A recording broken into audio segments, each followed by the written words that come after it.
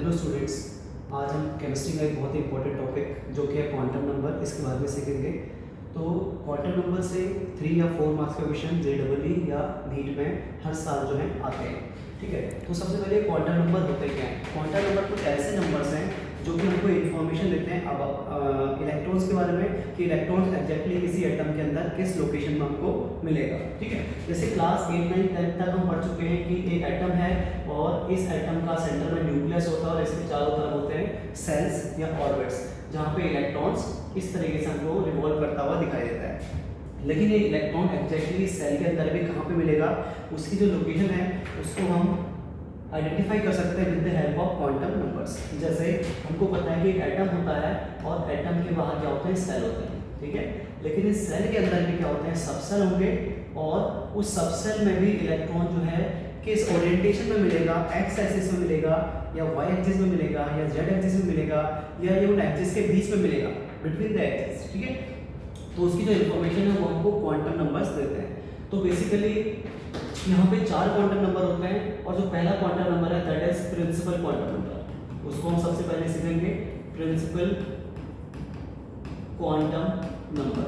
और principal quantum number को हम रिप्रेजेंट करते हैं स्मॉल एल से। ठीक है, तो प्रिंसिपल क्वांटम नंबर बेसिकली हमको बताता है tell us about energy of cell, उस सेल की एनर्जी के बारे में बताएगा जहां पे वो इलेक्ट्रॉन प्रेजेंट रहेगा। ठीक है, और जो एन की वैल्यू है, ये एन की जो वैल्यू है ये 1, 2, 3, 4 एंड ऐसे होल नंबर में रह सकती है। तो अगर एन की वैल्यू 1 होती है तो आपने क्लास 9 की केमिस्ट्री में पढ़ा होगा कि इसको हम बोलते हैं के सेल। अगर एन की वैल्यू 2 है तो इसको हम कहते हैं एल सेल। अगर एन की वैल्यू 3 है तो इसको हम कहते हैं एम सेल। और एन की वैल्यू अगर 4 है तो इट इज एन सेल। तो हम कह सकते हैं यहाँ पे कि जो एनर्जी होती है किसी भी इलेक्ट्रॉन के किसी पर्टिकुलर ऑर्बिट में वो डायरेक्टली प्रोपोर्शनल होता है इसके प्रिंसिपल क्वांटम नंबर के। यानी कि जैसे जैसे प्रिंसिपल क्वांटम नंबर का वैल्यू बढ़ता है वैसे वैसे उसका एनर्जी भी बढ़ता जाता है। तो फॉर एग्जांपल यहाँ पे हम एक एटम ड्रॉ करते हैं, सपोज ये इसका के सेल है, ये इसका एल सेल है और ये इसका एम सेल है। तो के लिए एन की वैल्यू 1 है, इसके लिए एन की वैल्यू 2 है और इसके लिए एन की वैल्यू 3 है। तो यहाँ पे अगर मैं एनर्जी का ऑर्डर लिखूँ तो एनर्जी का जो ऑर्डर होगा ये होगा के की एनर्जी सबसे कम होगी, उसके बाद एल की एनर्जी होगी, उसके बाद एम की एनर्जी होगी एंड इसके बाद एन की एनर्जी। अब यहाँ पे एक सवाल आता है कि इस के सेल में मैक्सिमम कितने इलेक्ट्रॉन जो है प्रेजेंट रह सकते हैं।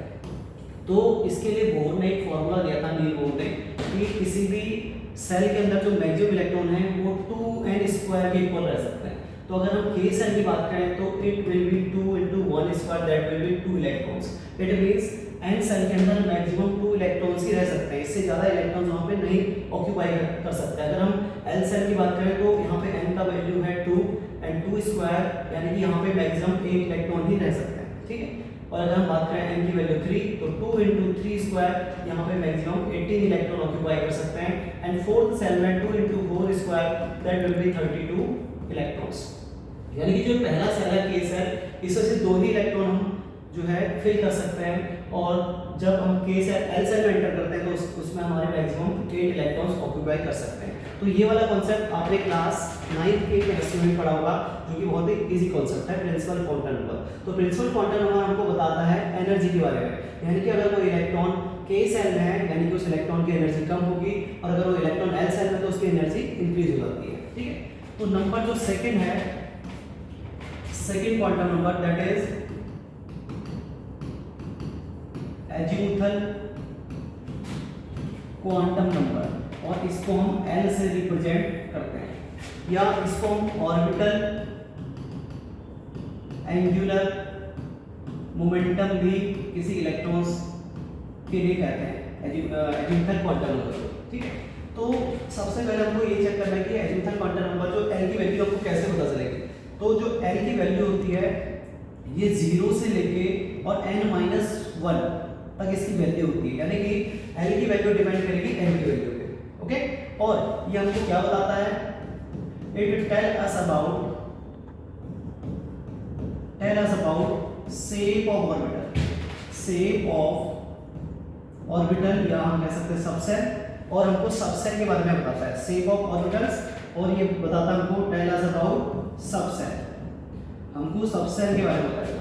तो फॉर एग्जांपल अगर n की वैल्यू 1 है तो यहाँ पे l की वैल्यू हो सकती है 0 एंड 1, क्योंकि l की वैल्यू 0 से लेके n-1 तक है, तो यहाँ पे l की वैल्यू होगी ओनली 0, और अगर n की वैल्यू 2 है तो l की वैल्यू यहाँ पे 0 एंड 1 होगी, ठीक है। और अगर n की वैल्यू 3 होगी तो l की वैल्यू यहाँ पे हो सकती है 0, 1 एंड 2। इस तरीके से हम n की वैल्यू अगर 4 लिखें, n की वैल्यू 4, तो उसके लिए n की वैल्यू 0, 1, 2 एंड 3 हो सकता है। तो यहाँ पे एजिमुथल क्वांटम नंबर में ये बताया गया कि जब भी l की वैल्यू 0 आती है तो उसका जो शेप होगा वो शार्प शेप होगा, और उसको हम कहते हैं एस सबसेल, उसको हम कहते हैं एस सबसेल। अगर हम बात करें l की वैल्यू 1 तो इसके लिए हम बात करते हैं p सबसेल, इस सबसेल का नाम होता है p सबसेल। अगर l की वैल्यू 2 आती है तो इसको हम कहते हैं d सबसेल, ठीक है। और अगर l की वैल्यू 3 आती है तो इसको हम कहते हैं f सबसेल। अगर हम इनके शेप की बात करें तो एजिमुथल क्वांटम नंबर हमको इनके शेप के बारे में बताता है कि जो s है, s का मीन्स होता है यहाँ पे शार्प, p का मीन्स होता है यहाँ पे प्रिंसिपल एंड d का मीन्स होता है यहाँ पे डिफ्यूज, यानी कि जो d सबसेल्स है वो डिफ्यूज शेप के होंगे, and f subshells are fundamental, इनको हम फंडामेंटल यहाँ पे कहेंगे, ठीक है। और क्योंकि l की वैल्यू हमको एंगुलर ऑर्बिटल एंगुलर मोमेंटम के बारे में बताएगा, तो ऑर्बिटल एंगुलर मोमेंटम क्या होता है किसी पर्टिकुलर इलेक्ट्रॉन के लिए और किसी पर्टिकुलर सेल में, तो जो ऑर्बिटल एंगुलर मोमेंटम होगा, ऑर्बिटल एंगुलर मोमेंटम ये डिपेंड करता है l की वैल्यू पे, तो ये होता है root l plus 1 and h upon 2 इस पे ये डिपेंड करता है। फॉर एग्जांपल हमको ऑर्बिटल एंगुलर मोमेंटम कैलकुलेट करना है, orbital angular momentum for 3p orbital, suppose हमको 3p ऑर्बिटल के लिए ऑर्बिटल एंगुलर मोमेंटम कैलकुलेट करना है, तो इसका जो ऑर्बिटल एंगुलर मोमेंटम होगा it will be under root l। अब 3p के लिए l की वैल्यू, क्योंकि अभी हमने पढ़ा है कि p के लिए l की वैल्यू कितनी होती है 1, तो हम यहाँ पे रखेंगे 1 प्लस 1 h अपॉन 2 पाई, यानी कि हो जाएगा रूट 2 h अपॉन 2 पाई। इस तरीके से इसको सॉल्व कर सकते हैं, ठीक है। और ऐसे बहुत सारे ऑर्बिटल्स के लिए हम ऑर्बिटल एंगुलर मोमेंटम कैलकुलेट कर सकते हैं, जैसे 3p ऑर्बिटल्स है। ऐसे क्वेश्चन आपके जेईई मेंस में या नीट में जो है क्वेश्चन पूछे जाते हैं। तो 3p के लिए अगर हमको एंगुलर मोमेंटम निकालना है तो p के लिए l की वैल्यू, फॉर p l की वैल्यू होती है 1, ठीक है। तो इसके लिए जो ऑर्बिटल एंगुलर मोमेंटम आएगा it will be root 1 plus 1 and h upon 2 pi, it will be 2h upon 2 pi, root 2h upon 2 pi. अगर हमको 4d के लिए निकालना है तो 4d के लिए, फॉर d l की वैल्यू d के लिए होती है 2, ठीक है। तो इसके लिए अगर मुझे ऑर्बिटल एंगुलर मोमेंटम निकालना है तो हमको करना पड़ेगा यहाँ पे अंडर रूट एंड l की वैल्यू है 2 प्लस 1 h अपॉन 2 पाई, तो ये रहेगा रूट 6h अपॉन 2 पाई। इस तरीके से हम ऑर्बिटल एंगुलर मोमेंटम हर केसेस के लिए जो है यहाँ पे सॉल्व कर सकते हैं, ठीक है। तो this is all about azimuthal quantum number. Next number third is magnetic quantum number.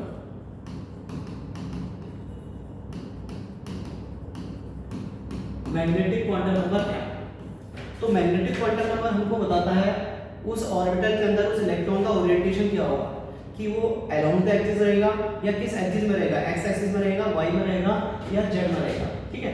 तो यहाँ पे जो मैग्नेटिक क्वांटम नंबर है tell us about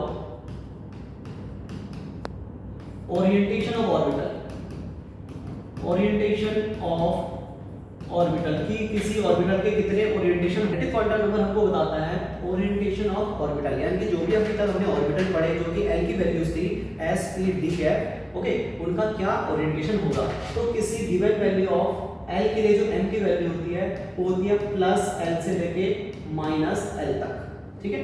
plus l से लेके माइनस l तक m की जो है वैल्यूज आती है। तो अगर हम यहाँ पे एक चार्ट ड्रॉ करें, ठीक है, इस तरीके से, और हम यहाँ पे लिखते हैं n की वैल्यू, यहाँ पे लिखें l की वैल्यू और यहाँ पे लिखेंगे m की वैल्यू, ओके।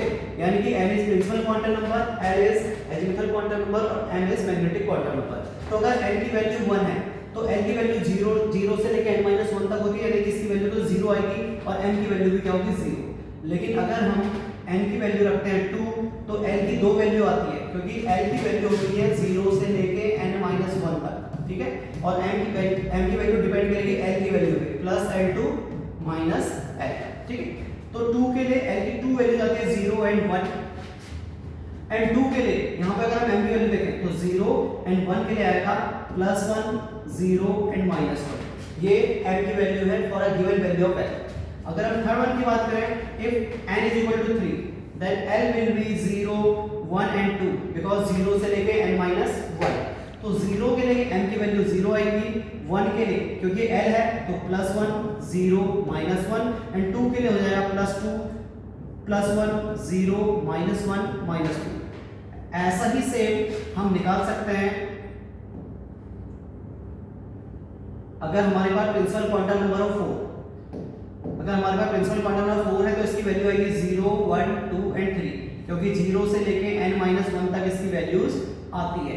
तो 0 के लिए मैग्नेटिक क्वांटम नंबर की वैल्यू होती है 0, 1 के लिए होगा +1 0 -1, 2 के लिए होगा +2 +1 0 -1 -2 एंड 3 के लिए होगा +3 +2 +1 0 -1 -2 -3।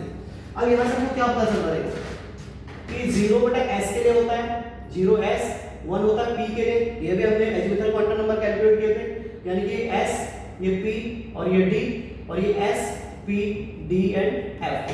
ओके, तो s ऑर्बिटल के लिए अगर कोई s ऑर्बिटल है तो उसके लिए जो ओरिएंटेशन है, नंबर ऑफ ओरिएंटेशंस वो कितने हैं 0। लेकिन अगर हम बात करते हैं p ऑर्बिटल के लिए तो p ऑर्बिटल के नंबर ऑफ ओरिएंटेशन है 1 2 एंड 3, यानी कि इसके लिए 3 ओरिएंटेशन आते हैं, यानी कि p के 3 ओरिएंटेशन हो सकते हैं px py एंड pz।